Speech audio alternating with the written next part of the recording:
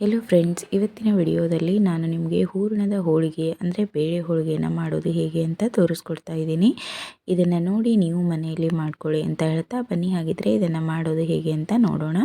ಇದನ್ನು ಮಾಡಲಿಕ್ಕೆ ನಾನಿಲ್ಲಿ 1 ಗ್ಲಾಸ್ ಆಗುವಷ್ಟು ಕಡಲೆಬೇಳೆನ ತೊಗೊಂಡಿದ್ದೀನಿ. ಅದನ್ನು ಸ್ವಲ್ಪ ಚೆನ್ನಾಗಿ ತೊಳೆದುಬಿಟ್ಟು 1 ಗ್ಲಾಸ್ ಕಡಲೆಬೇಳೆಗೆ ಒಂದು 3 ಗ್ಲಾಸ್ ಆಗುವಷ್ಟು ನೀರು ಮತ್ತು 1-2 ಸ್ಪೂನ್ ಆಗುವಷ್ಟು ಎಣ್ಣೆನ ಹಾಕಿಬಿಟ್ಟು ಮುಚ್ಚಳನ ಮುಚ್ಚಿ ಒಂದು 4 ವಿಜಿಲು ಕೂಗಿಸ್ಕೊತೀನಿ. ಈಗ ಅದು ಕೂಗುವಷ್ಟರಲ್ಲಿ ಹಿಟ್ಟನ್ನು ನಾದ್ಕೊಳ್ಳೋಣ, ಅಂದರೆ ಹೋಳಿಗೆ ಮಾಡಲಿಕ್ಕೆ ಹಿಟ್ಟನ್ನು ರೆಡಿ ಮಾಡ್ಕೊಳ್ಳೋಣ.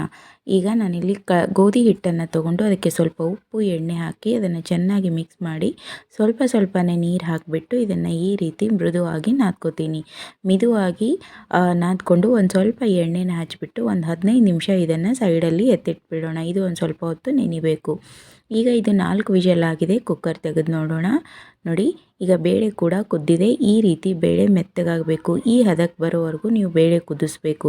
ಈಗ ಇದು ಪರ್ಫೆಕ್ಟಾಗಿ ಬಂದಿದೆ. ಇದರಲ್ಲಿರೋವಂಥ ನೀರೆಲ್ಲನೂ ಒಂದು ಕಡೆ ಸೈಡಲ್ಲಿ ಜಾನ್ಕೊಂಡು ತೆಗೆದಿಡ್ತೀನಿ. ಇದನ್ನು ಕಟ್ಟು ಅಂತ ಕರೀತಾರೆ. ಇದರಿಂದ ನಾವು ಸಾರು ಮಾಡ್ಬೋದು. ಅದನ್ನು ತೋರಿಸ್ಕೊಡ್ತೀನಿ ಇನ್ನೊಂದು ವಿಡಿಯೋದಲ್ಲಿ. ಈಗ ಇದಕ್ಕೆ 1 ಗ್ಲಾಸ್ ಬೇಳೆಗೆ 1 ಗ್ಲಾಸ್ ಆಗುವಷ್ಟು ಬೆಲ್ಲ, ಹಾಗೆ ಒಂದು ಸ್ವಲ್ಪ ಒಂದು 3-4 ಏಲಕ್ಕಿನ ಹಾಕಿಬಿಟ್ಟು ಇದನ್ನು ಚೆನ್ನಾಗಿ ಮಿಕ್ಸ್ ಮಾಡಿ ಇದನ್ನು ನಾವು ರುಬ್ಕೊಳ್ಳೋಣ. ನೀವು ಗ್ರೈಂಡರ್ ಇದ್ದರೆ ಗ್ರೈಂಡರ್ಗೆ ಹಾಕ್ಕೊಳ್ಳಿ, ಇಲ್ಲಾಂದರೆ ಮಿಕ್ಸಿ ಜಾರಲ್ಲಿ ಕೂಡ ರುಬ್ಬಿದ್ರೆ ನಡೆಯುತ್ತೆ. ಈ ರೀತಿ ಇದನ್ನು ಮಿಕ್ಸಿ ಜಾರಿಗೆ ಹಾಕಿಬಿಟ್ಟು ನುಣ್ಣಗೆ ಪೇಸ್ಟ್ ಥರ ಮಾಡ್ಕೋಬೇಕು. ನೋಡಿ, ಈ ರೀತಿ ಈ ಹೂರಣ ಕರೆಕ್ಟಾಗಿ ರುಬ್ಕೋಬೇಕು.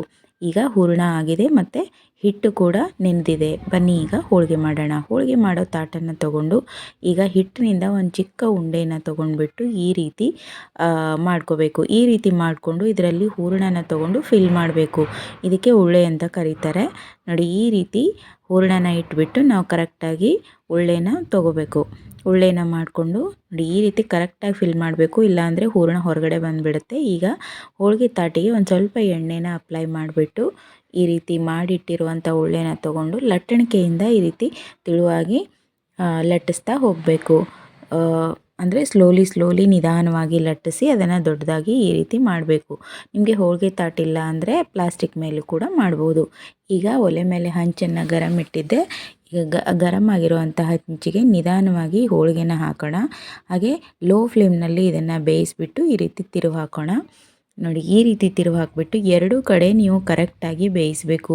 ಇದನ್ನು ಲೋ ಫ್ಲೇಮ್ನಲ್ಲಿ ಬೇಯಿಸಿದ್ರೆ ಇದು ಹೋಳಿಗೆ ಹತ್ಕೊಳ್ಳೋದಿಲ್ಲ. ಈಗ ಇದನ್ನು ಫೋಲ್ಡ್ ಮಾಡಿಬಿಟ್ಟು ನಾನಿಲ್ಲಿ ಕರೆಕ್ಟಾಗಿ ಬೇಯಿಸಿ ಇದನ್ನು ಪ್ಲೇಟಿಗೆ ಸರ್ವ್ ಮಾಡ್ತೀನಿ.